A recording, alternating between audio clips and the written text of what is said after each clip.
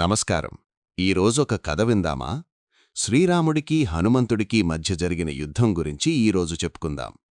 శ్రీరాముడి పట్టాభిషేక సమయం. అయోధ్యలో అందరూ కొలువైయున్నారు. అయితే అక్కడొక చిన్న అలజడి సృష్టించాలని నారద మహర్షి నిర్ణయించుకున్నారు. ఆయన కాశీరాజు చిత్రసేనుడి వద్దకు వెళ్లి ఒక సలహా ఇచ్చారు. అక్కడికి వెళ్ళాక అందరికీ నమస్కరించు.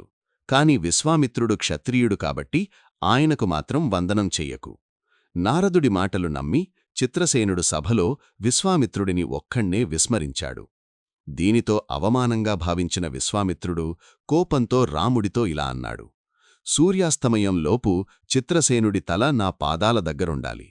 గురువు ఆజ్ఞను పాటించడానికి రాముడు యుద్ధానికి సిద్ధమయ్యాడు. భయపడిపోయిన చిత్రసేనుడు నారదుడి సూచన మేరకు అంజనాదేవిని ఆశ్రయించాడు. తన వద్దకు ఆశ్రయం కోసం వచ్చిన వారిని రక్షించాలని తల్లి హనుమంతుడితో ప్రమాణం చేయించింది. ఒకవైపు ప్రభు శ్రీరాముడు, మరోవైపు ఆయన పరమభక్తుడు హనుమంతుడు.